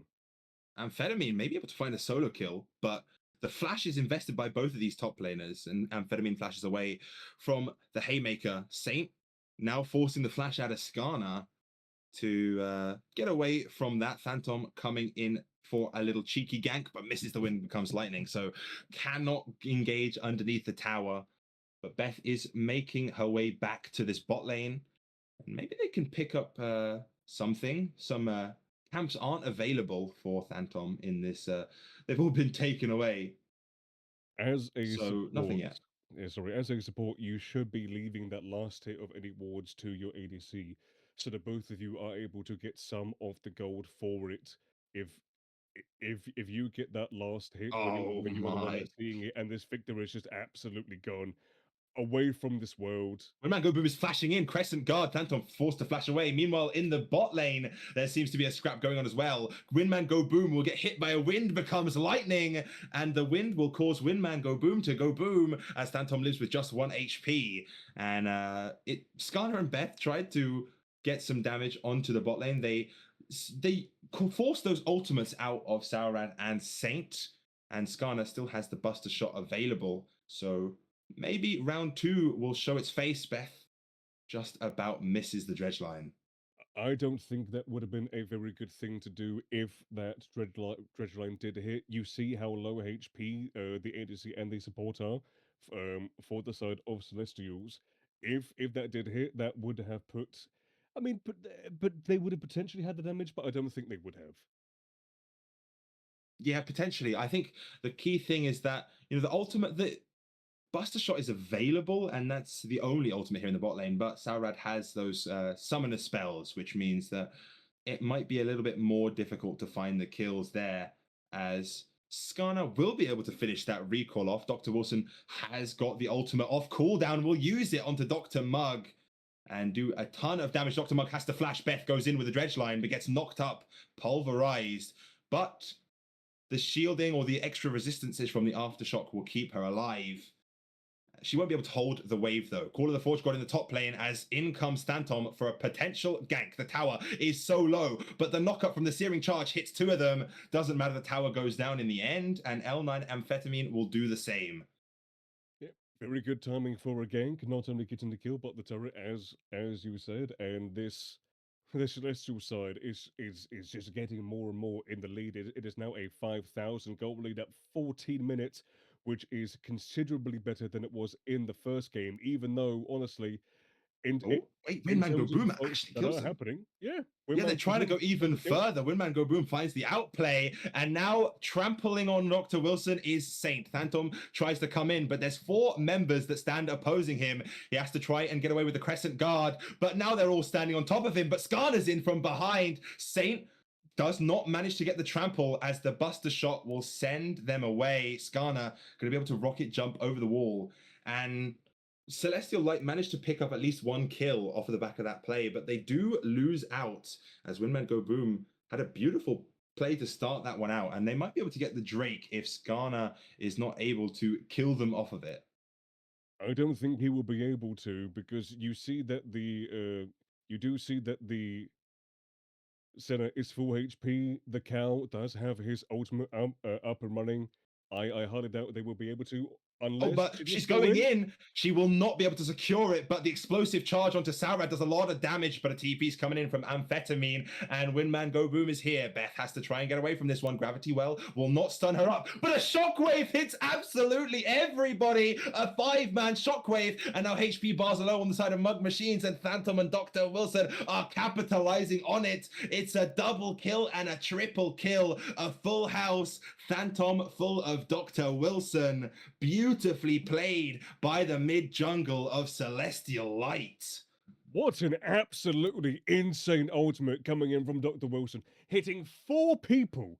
Absolutely fantastic. I will say that when you do go into the fight as Mugg, you do know that with these ultimates, if you put yourself in those situations, that can happen, and it did happen. So really, you can only blame yourself for what happened.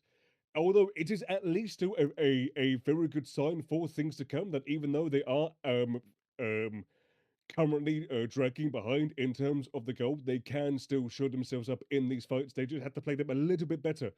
Either way, Celestials being able to get this Rift Herald, that it will allow them to potentially get 1 or 2 more turrets and push their momentum even more. But and hopefully the Celestials do not. Although there might be a It seems fight Mug coming on. Machines are the ones that are overextending. Depth Charge lands onto Saurad, and the wind becomes lightning. Hits Saint with just the tip. Dredgeline lands. Saint has to try and use the Unbreakable Wall to get away, but oh my god, Facebreaker as well. Plus the Shockwave. And I don't think the Dawning Shadow is going to save you as the TP comes into the mid lane. And Windman Go Boom is dead yet again. Call of the Forge God comes in. It will hit 2 as flash forward for the brittle proc. But L9 Amphetamine is in way too deep. Beth will not hit the hook though. And down she will go. It will be a kill traded back by Mugg Machines. But Celestial Light find 2. And they're going to be able to back away from this one safely. Skarner was not even in the play. And Celestial Light come out on top. Yeah, a very good attempt to try and get something back from it, but once again, just another very good ultimate coming in from Wilson, being able to get 2 in that, a lot of damage coming down. And like I said, when this Oriana does get 2 items, you are going to see the damage that is coming through, and everyone is being able to see it right now. But is this a bit too much? It potentially might be, as I think Celestial Light are still quite a bit stronger. When becomes Lightning Audacious Charge, yeah, it was not too much in the end. Phantom finds yet another kill in a 2v3 this time, but they're just that much stronger. I don't think they mind very much with the numbers disadvantage. And now, well, because of that kill, they have the numbers advantage as they're going to be able to push through this mid lane. And I think Mug Machines are going to have something to say about it unless they want to lose their turret here, which would be rather detrimental for them. Herald spawned up now by Phantom, and soon it will be crashing into the tower. But there's so much damage coming out of Skarner with the explosive charge onto the tower that maybe the Herald wasn't even needed, but it's going to be able to go further and maybe pick up this other tower as well, as Beeg is waiting here on a blast cone. Flash forward from Beth, but the dredge line will not land. Shockwave will, though, only onto Amphetamine, as Saint is in the middle of everyone trying to get the trample down. The ultimate will keep them alive quite a good bit, but Phantom goes in Crescent Guard to try and immune away from some of the damage, but people are standing inside of it. Beeg goes in with a showstopper, face breaker, and will find one. In the end, Dr. Wilson has to try and run away, but a pillar will force out the flash. Dr. Mugg takes a lot of damage from that command dissonance. Windman Go Boom tries to get in there, but will just go down in the end. And Celestial Light once again find a way to come out on top, even more so now with Skarner rocket jumping in and finding yet another kill. A very, very good engage on the side of Mugg, actually being able to get the advantage in the team fight because people on the side of Celestials just pushing up a bit too much. When you are the ones that are in the lead, you don't need to do that. Just play safe. You got the turret, you got damage, just fall back. But because they go in, it allows Mugg to get that fight, to get those kills. But afterwards, they are the ones to actually push up too much. Because of that, Trundle goes down. Victor puts himself in a situation where the Tristana, able to see him on vision, just jumps over, shoots him once, and then bada boom, is able to go back, get some more items, and it does mean that Celestials are the ones onto this Atacon once again. That is going to be a very nice boon for them coming forward. A very nice little bit of gold for everyone. Those blood roses as well coming forward, and they are on the offensive once again. Are they able to get something from this? Oh, Phantom's going in. 3 Talon Strike. We'll find the knock up onto Saint, and you can't immune away from that one. Beeg is there and will force the flash out of Saint. But Celestial Light will take their leave now with their eyes set on the Drake. Second one of the game for them.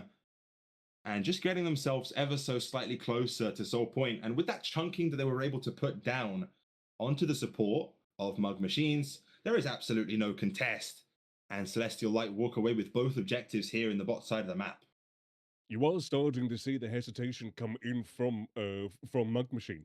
Not everyone was actually potentially coming down to try and stop the dragon. I believe the side of Mugmen all agreeing that they will allow Celestials to have the Atacon, but then afterwards there was most likely some sort of miscommunication or not everyone on the same page because Saint was just there by themselves, no one else to really back him up, and if Saint had gone down there, then it would have been quite the issue. But thankfully, being able to come back out alive, and you're seeing the damage come down. Oh my god, the And are just shockwave! gone. Bye bye. Sayonara. See you later. That is absolutely criminal amounts of damage from Dr. Wilson. And that hook is so illegal. Beth, perfect dredge line. And down goes Saint as well. Phantom's around the corner. And it's a, well, 4v3 at the moment because Beeg is just pushing in that bot lane tower, cannot be answered whatsoever. The mid lane inhibitor will fall, and Phantom's trying to get even more off of the back of it.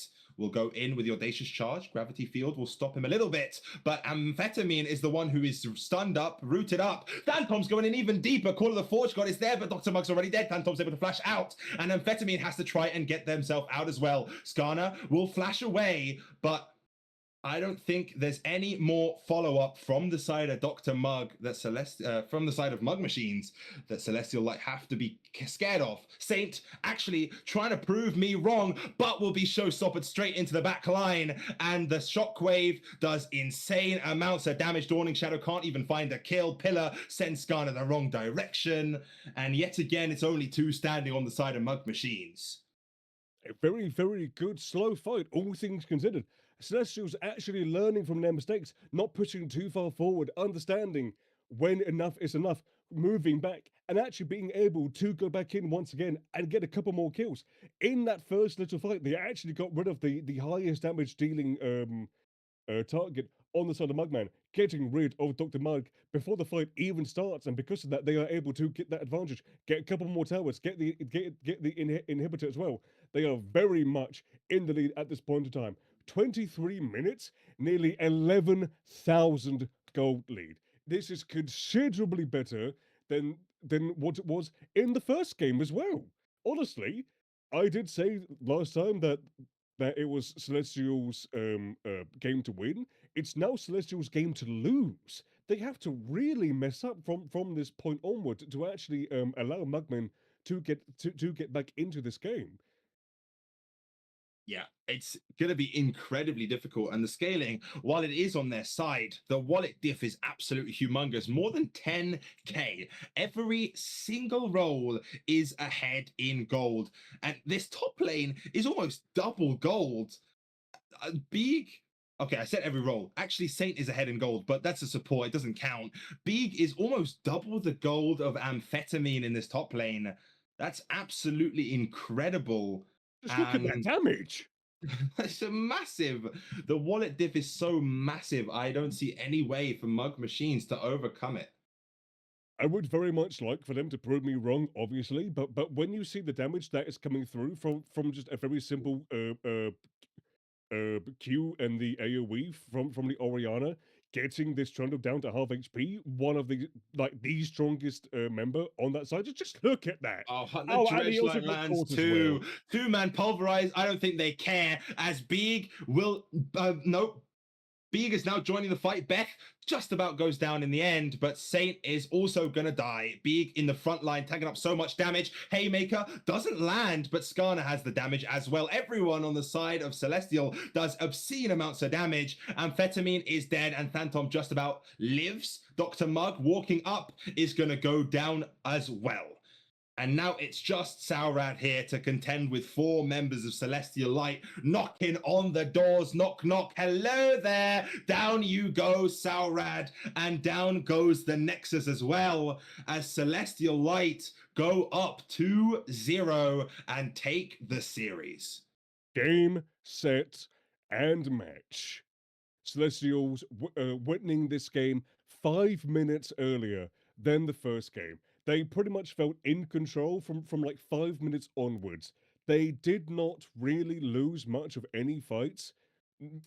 Potentially getting even in some areas, but just the knowledge of their champions, knowing when they can go in, when they are able to actually be able to do something, and even understanding when to be patient as well. Even when they had the man disadvantage, Dr. Wilson able to get to just these multi-man ultimates, just completely even the playing field in those fights. Absolutely fantastic. And once again, Celestials remain unbeaten. This Celestials Light team, first place. It is now going to be down to next week to see if they can lock it one. Actually, no, I think they have locked it 100%. Because even in top 2 guaranteed, but I think even if they lose and It's going to be joint Madmen first. Yeah. no, they will be joint first, but Celestials have the win over Madmen, don't they? So they'll be first guaranteed no matter what, right?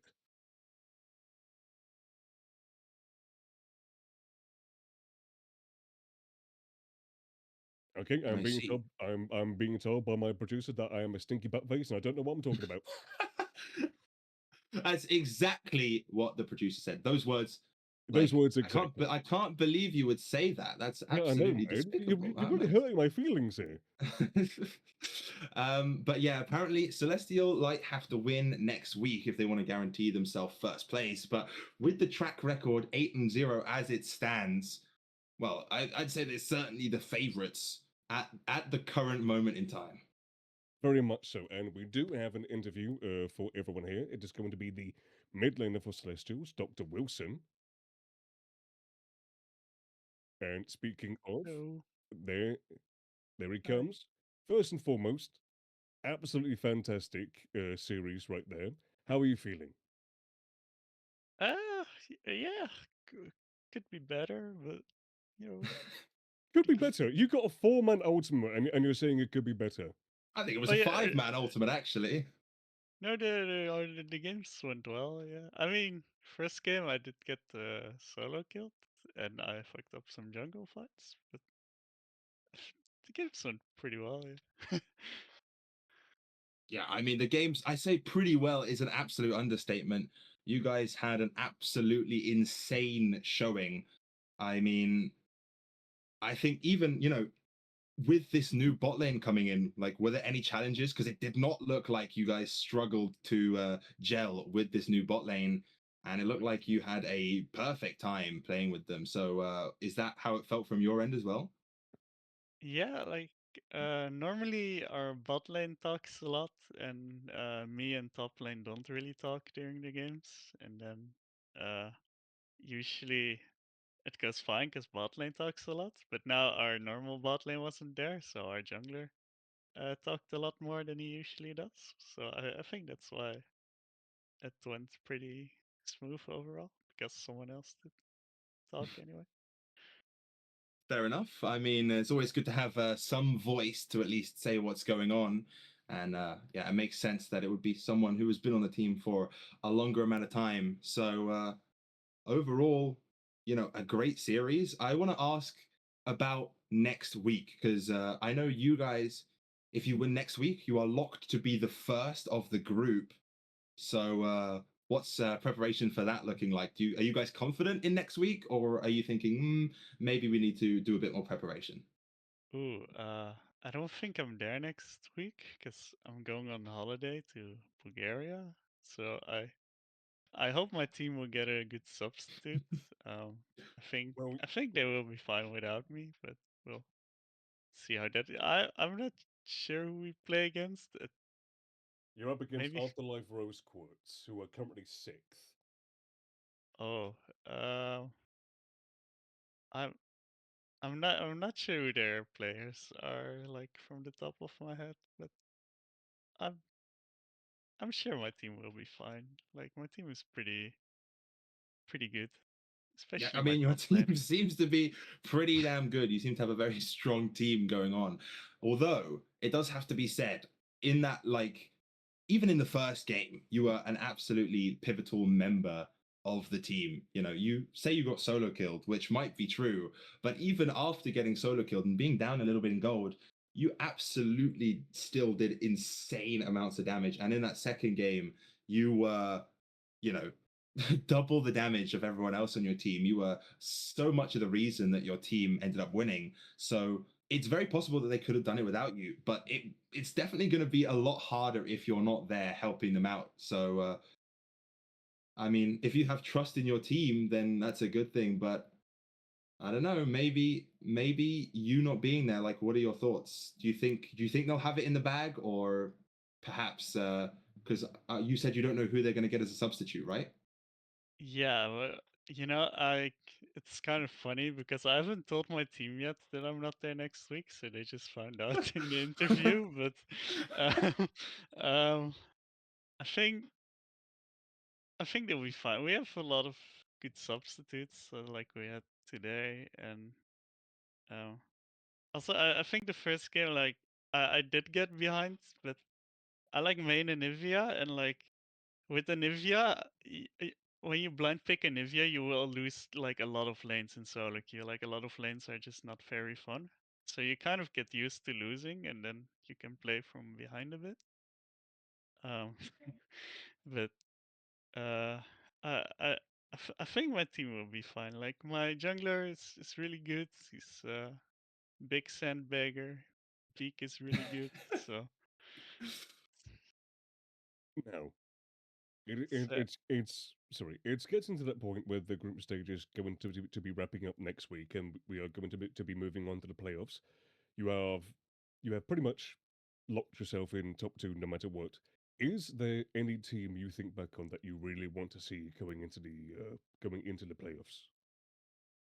um, I I'm forgetting the team name, but the team with Ice and Levity is like pretty good because yeah, Marble Engines, yeah. because I feel like it's one of the only teams where bot lane is kind of even. Like I feel like a lot of the other teams' bot lane is like our bot lane is like really favored. And I think every time I play against Macquarie, usually 1 out of 3 games he kind of blasts me. So I think playing against them is fun as well because sometimes I just get shit on, so that's pretty fun. Well, I would have no idea from today's performance that you were even capable of getting shit on. So Yeah, we had like an Anivia game and they had Mel, and then he got like 4 kills before I died, and then I got solo killed like 3 times. So that was pretty painful. Either way, still a very good showing for the team. Very nice, clean to all things considered. And moving on, you are most likely going to be the favourites moving into the playoffs, much like pretty much every other Celestials team, because no Celestials team at this point in time has actually lost. You have moved it to a 29-0 overall record with this win today. Yeah. Actually, no, that's a funny question. Which team do you think is going to lose first? that is a great question. Oh, yeah. Who's on our Div 4 team again? Because I think it's probably them.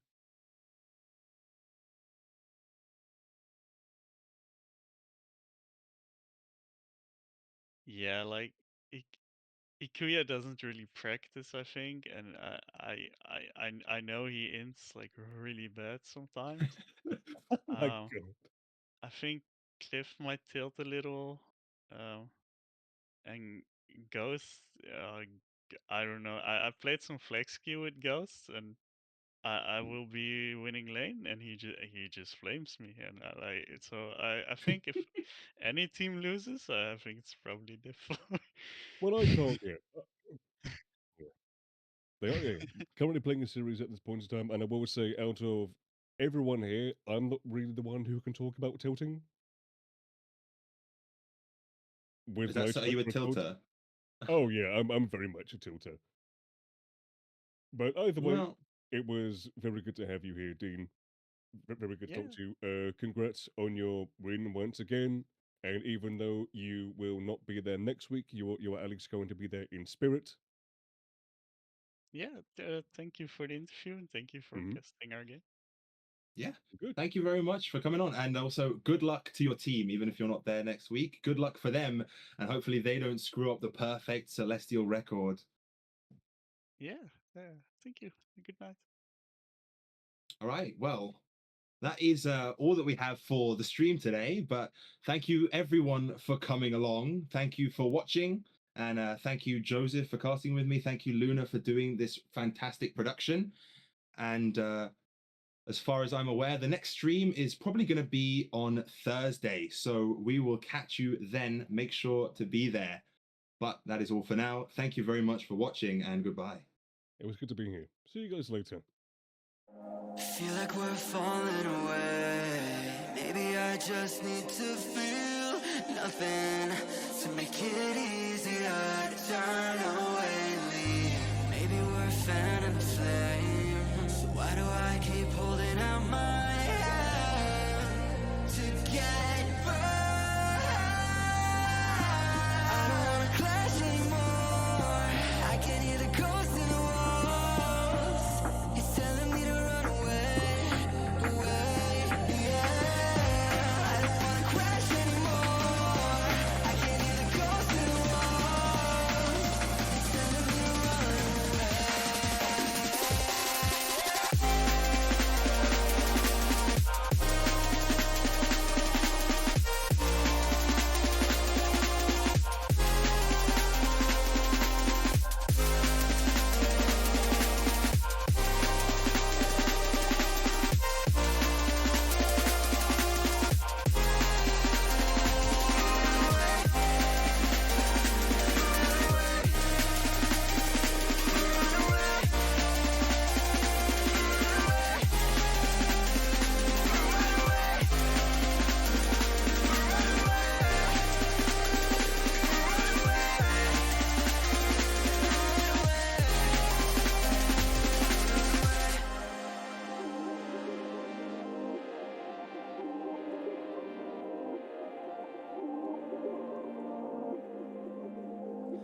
Breaking apart, seeing nothing to say. Maybe it's hard to understand that there's nothing left to fight for, and there's nothing left to say. I don't wanna crash anymore. I can hear the ghosts in the walls. It's telling me to run away, away, yeah. I don't wanna crash anymore. I can hear the ghosts in the walls. It's telling me to run away.